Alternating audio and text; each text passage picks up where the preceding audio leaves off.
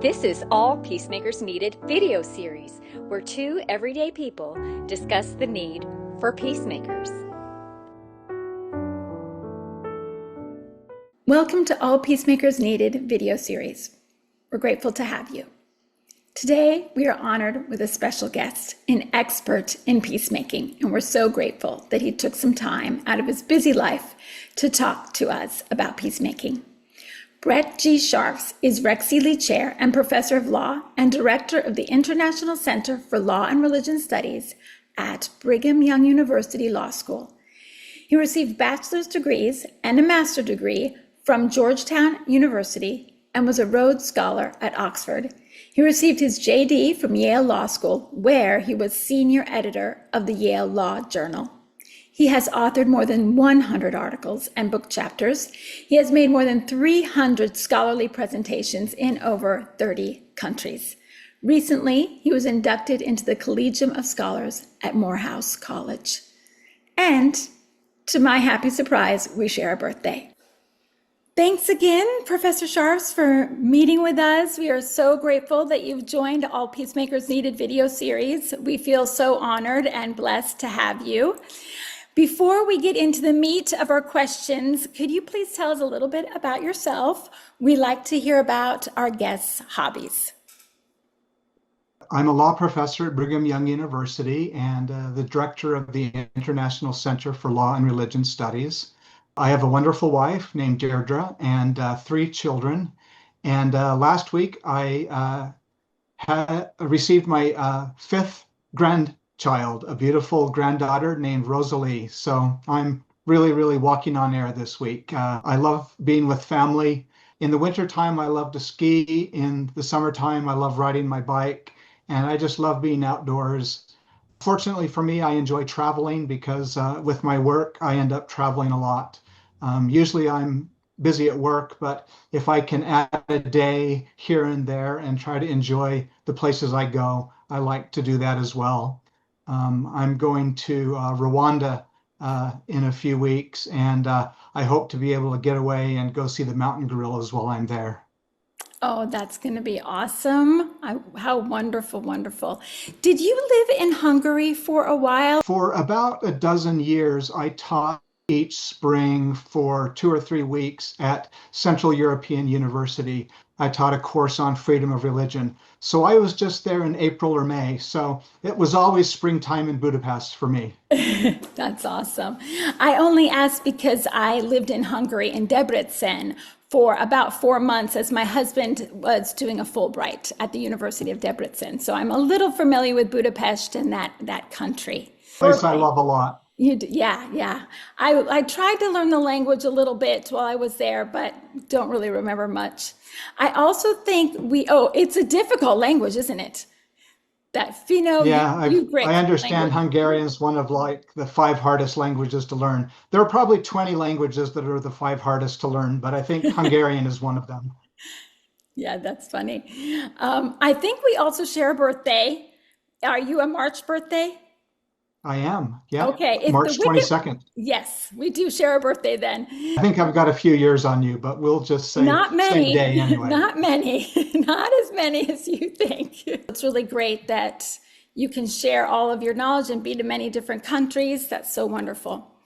So the meat of the questions. I have just a few, and we'll start with the first one that I had. Recently, you spoke to the United Nations Human Rights Council about Resolution 5517, the Resolution on Human Rights and a Culture of Peace, adopted in 2024. When we were reading that, our friends, we were really interested in what does a culture of peace mean? And also in your presentation, you talked about cultures of peace. So can you tell us a little bit about that and what does it mean? So you're right. The resolution spoke about a human rights culture of peace. And in my presentation, I talked about cultures, plural, of peace. And the reason I did that is because I think cultures vary from place to place. And if you look at the preamble to the Universal Declaration of Human Rights, it suggests that human rights, while universal, will be implemented gradually and over time and in ways that will perhaps differ somewhat from place to place. And so I was just trying to acknowledge that while perhaps we have a world culture and it is based on human rights, hopefully, that cultures from country to country and from place to place may vary somewhat. And I think that's okay. I think it's all right for cultures in Africa to be a little bit different than cultures here in the United States. And indeed, within the United States, there are going to be subcultures. And what peaceful societies look like in one place might be a little bit different than what peaceful societies look like in another place. But I do think the basic components of peaceful societies will be pretty similar from place to place. Thank you very much. We are hoping to build a culture of peace in our community and in our group as well. So Yeah, I love it. yeah. In your speech, again, you described human dignity, which we are also very interested in, human rights, and cultures of peace as three legs of a stool, each dependent on the others. Then you expounded on that in an interview with the Deseret News. And you state, quote, "What we find when we broaden the conversation and strive to listen to voices that are often neglected is that these voices have really interesting things to say about human dignity, and they're often a little different than the Western ways of thinking about dignity." So if you could tell us some of the ways these traditions understand dignity differently than the Western view. So I was addressing a blind spot in the resolution that the United Nations had adopted. It talked about a human rights culture of peace, but there wasn't much discussion of human dignity. And again, if you go back to the Universal Declaration of Human Rights, which was really the first significant human rights document that came out of the post-World War II era, human dignity was the foundational principle upon which the entire human rights edifice was built. And so without human dignity, it's difficult to get to human rights. And so I think that if you neglect human dignity, the entire human rights project is very vulnerable to collapse. And so I wanted to make sure that as this panel was being called together to address the success of the resolution, that I wanted to point out that human dignity was a missing component. The other missing component that I pointed out was there was no discussion of engagement with religious voices. But back to your question. So our center, the International Center for Law and Religion Studies, for the last 8 years or so, has really been focusing on human dignity as a way to depoliticize and to try to create more of a consensus around human rights in general and religious freedom in particular. And one of the projects that we worked on was a declaration called the Punta del Este Declaration on Human Dignity for Everyone, Everywhere. We helped create this declaration in commemoration of the 70th anniversary of the Universal Declaration on Human Rights. And not long after that, we worked on a follow-on project on African perspectives on human dignity.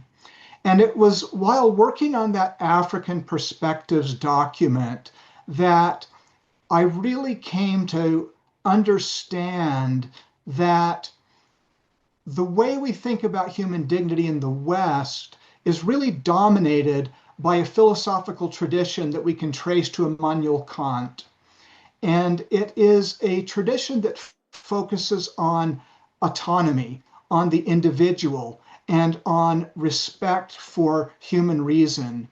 And I love all of those. But what African perspectives on human dignity did is it focused much more on community, and it focused much more on relationships, and it focused much more on actual practical life. It was much more grounded in the earth. It was focused on the dignity of the dead, for example, and it was focused on practical everyday life. And so what I came to appreciate is that we need to broaden the range of voices that we listen to. And so we helped work on an African Perspectives on Human Dignity declaration, and then a book on African perspectives on human dignity. We're just have finished publishing a book on Asian perspectives on human dignity. We're working on one on Islamic perspectives on human dignity. And this summer at Oxford University, we're going to be convening a conference on Indigenous perspectives on human dignity. We also held a conference at BYU Hawaii on Pacific Islanders and their perspectives on human dignity. And we're doing all of this because we can learn from each other if we really stop and listen to voices that are typically neglected. Thank you so much for all of your efforts. I'm excited to read more about those, the books, and anything I can read more about these different perspectives that's going to really enrich my life. I was able, just a little side note, I was able to go to Japan this past summer. I reconnected with a friend that I met at BYU Hawaii. She was my roommate. And I was definitely reminded of the more communal kind of attributes that they have in their cultures of peace. And it is very inspiring. But I also love that you say that, all of these voices and all of these cultures are important. Listening to one another and learning from one another is the goal. Well, we actually last year held a conference at Doshisha University in Kyoto. Oh, yes. On dialogic perspectives on human dignity. And what we did at that conference is we brought historical figures and their perspectives on human dignity into dialogue with contemporary human rights perspectives on human dignity. And some of the historical figures were from very ancient traditions, and some were more contemporary. For example, I'm fascinated with Abraham Lincoln. And so I did a presentation, a paper on Abraham Lincoln and his perspectives on human dignity and how they relate to contemporary human rights perspectives. Wonderful, wonderful. Thank you so much. I also like Abraham Lincoln. Your work is about broadening the voices we listen to. How does hearing those different perspectives actually change the way peacemaking happens, like on the ground in our everyday lives? So I believe that human dignity is not just a foundational principle for human rights, but a foundational principle for peacemaking as well. And this is because the way we regard ourselves and the way we regard each other is really at the heart of peacemaking. And if we understand that each of us, ourselves and others, are human beings endowed, as we as Christians believe, by our Creator, with not just inalienable rights, but that we are literally created in the image of God, then we see each other differently. And we forget this easily, but if we focus on human dignity and the intrinsic worth and value that each of us have, then it causes us to see each other a little differently, to try to listen to each other a little differently, and to have regard for each other a little differently. And so I often say human dignity doesn't create an algorithm that will solve our problems, but it puts us in a frame of mind that will help us communicate with each other and begin talking with each other in a way that is generative, that puts us in a place where we have a chance to solve our problems together and to live peacefully together. And so we need, as a starting point, it is with this simple way of being together with regard for each other as deeply human, with dignity and worth, inherent value, which is equal. that we are each equal in the eyes of God. And if we don't believe in God, that we are equally in dignity and worth because of our basic humanity, that this is something we share. And because we share this, we are equal in our inherent value and worth. If we have that as a starting point, then we have a chance. If we don't have that as a starting point, or if we forget it, then I don't think we have a chance. And so I think it's that foundational and that important. And in a way, it's pretty simple, but it's also pretty easy to forget. And we have to remind ourselves of it pretty constantly. And there are a lot of dimensions to it as well. And so that's why I think we need to listen to each other, because the way we each think about human dignity and what it means to us isn't exactly the same. And so if we ask each other, what does human dignity mean to you? Then we can actually start learning from each other. And it's not as if we're trying to find an imperial definition that we can once and for all capture and circumscribe the entire definition of human dignity, but we can learn something about each other, and we can come to appreciate each other a little bit more deeply. And we can actually add to our own understanding of our own humanity by listening to what others have to say about human dignity. That is so inspiring. And I love how you're asking us to ask one another, how do you define dignity? I think in our hearts, we definitely have, I'm always trying to remind myself, and I hope I don't get emotional here, because what you are saying is really touching my soul. It really is. And I think it will touch lots of people's souls. And you're just a wonderful example of trying to help at a big level individuals to remind themselves that we are all human and we all are, of great importance. And I think that's, it is, and we do forget, like you say, we forget. And trials, our own desires, our ego get in the way sometimes, but we can remember, we can come back and remember. So thank you so much. Okay, so as you mentioned a little bit earlier, as well as in the Deseret News article, you talked about religious voices. You say they are essential in peacemaking. Why is that? Why are religious voices so essential, and what do they bring that maybe other voices might not? If you think about it, the nation state has been around for a relatively short time compared to religions and religious traditions. And if you think about the political leaders that we have today, they're going to be gone. And after they're gone, the religious traditions that inspire us are going to be around long after they're gone. And even the political systems that we have, the Universal Declaration of Human Rights is 75 years old, and we don't know what it will look like in another 75 years.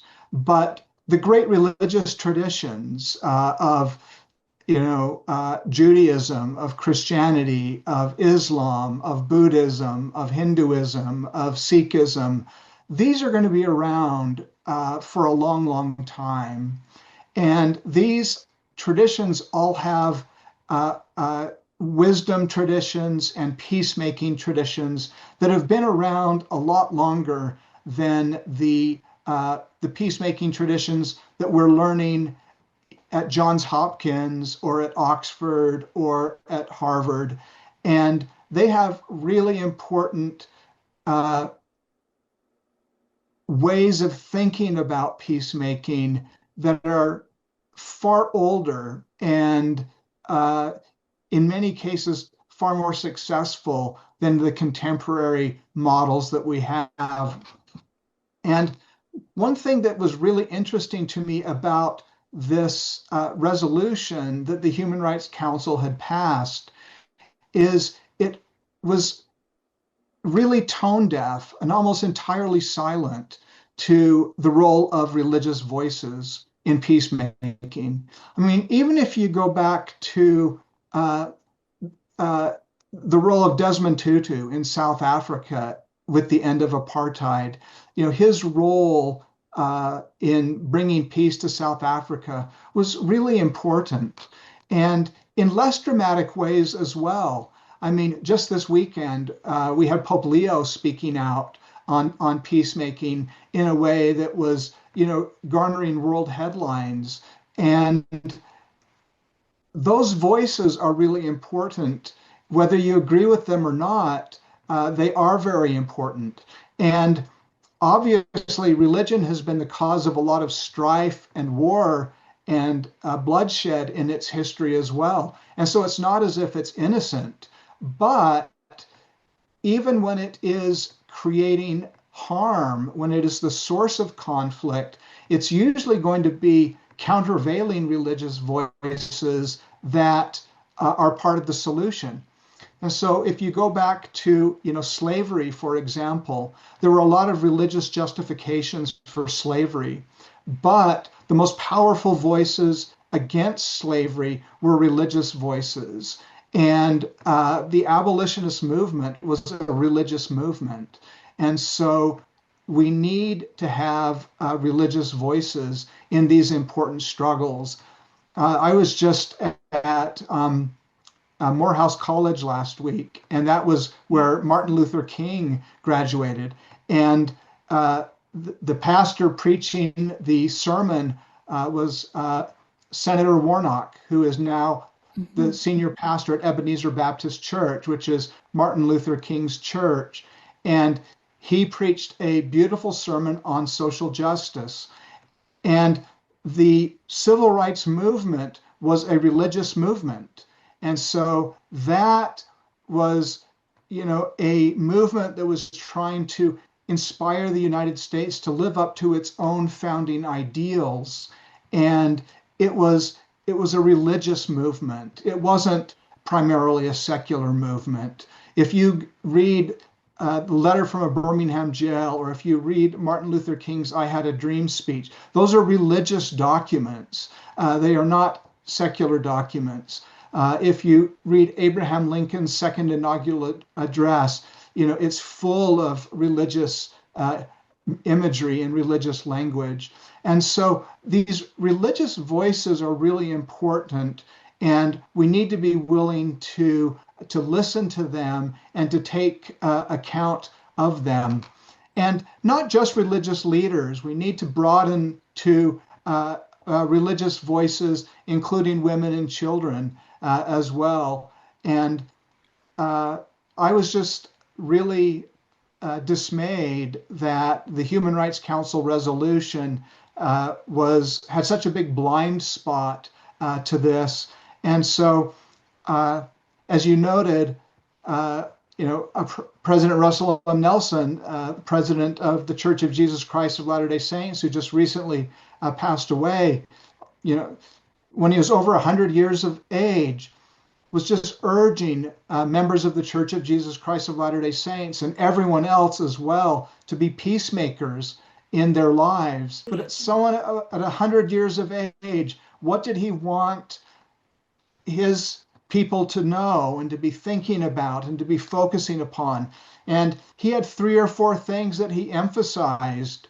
And one of them was he just emphasized again and again, imploring people to please, please, please be peacemakers in whatever your station of life is. And so I quoted him at length in this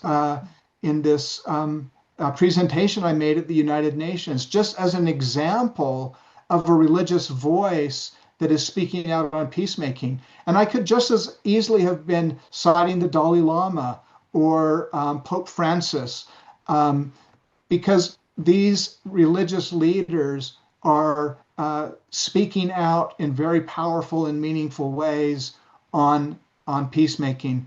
And for many people, it's religious voices that are going to speak to them in ways that are most meaningful.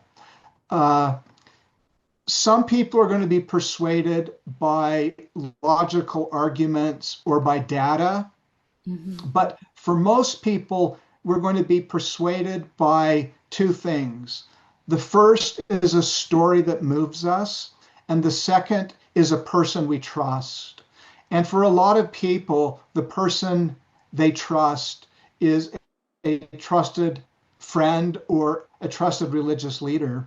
And so the religious voices are of great importance. Wow, so much to think about. Thank you so much. I do remember in the Deseret News article where you talked about women and children and hearing more from them. And I was like, Pat, that's us. That's us, the women. Well, Yeah, go ahead. you may know this, but Eleanor Roosevelt was the chair of the committee that drafted the Universal Declaration of Human Rights. And 10 years after its adoption, she gave a very important speech at the United Nations. And she talked about the most important human rights institution in the world. And it was basically the kitchen table. And it was, well, probably mothers, hopefully mothers and fathers. But she talked about the small places that never show up on a map of the world.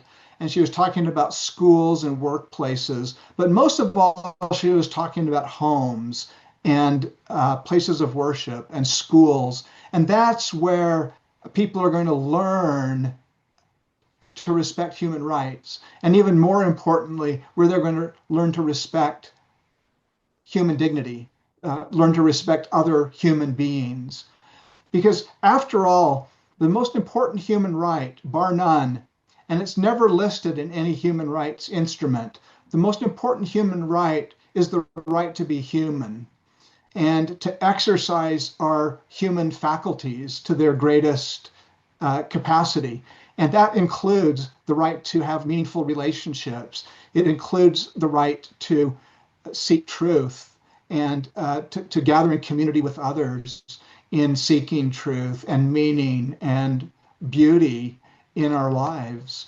And so I can't overstate the importance of those small places, which is where human beings learn to be human. Yeah, I think in our initial conversations for our group, we talked a lot about small steps, small tiny things that we can do might make a difference. And it definitely makes a difference in our own lives. We are becoming much more aware of our own peacemaking identity and how we are trying to be better in every single little thing that we do in our life. And we make mistakes and we repent or it's change, try again. So the last question we have for you is, how can everyday people promote and elevate peacemaking across all communities, regardless of religious or political background? When I'm asked questions like this wherever I am in the world, I almost always resort to Elder Uchtdorf's image of the congregation trying to move a grand piano. And, whatever they didn't work until one elderly gentleman said, let's gather around the piano and lift where we stand. And that image of lifting where we stand, I think, is the best answer to that question that I've ever heard. And so I use that imagery, wherever I am in the world. And I think it's right. I think that we strive to make a difference wherever we are, and whatever we're doing. And that can be a big stage, it can be a small stage. And I think we should not be afraid of big stages. I think we should not sell ourselves short that we can do, significant and big things. but we should also not imagine that small things are not significant also.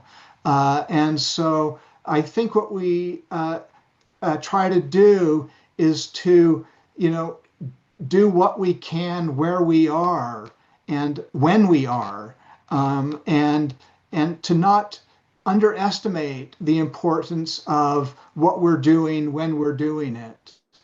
And whether we're, doing something in a small classroom. I mean, sometimes I'm in a seminar room with, 6 or 10 students, and I try to bring all of myself to that situation and give myself completely to the students in that classroom. And on another occasion, it doesn't happen very often, but I might be on, the main stage, at the United Nations. And when I'm there, I try to do the exact same thing. I try to bring all of myself to that situation as well. And so whether we're teaching a primary class, which is, the young children in our church, or, whether we're on, a big stage talking to, ambassadors, I don't think it's that different. I think we bring our best self to, the endeavor in front of us, and it's not that different. I think we try to just, bring our best to what we're doing. Thank you for that inspiring words, because we are trying to bring our best. I feel like we are, as our little group gathers again and reviews your words, we're going to have much more like inspiration to continue our little efforts. And yeah, I think it's great that you also encourage us to think big. I mean, having you on is thinking big, okay? This is our big moment, having you come on our little video series. So we really appreciate it.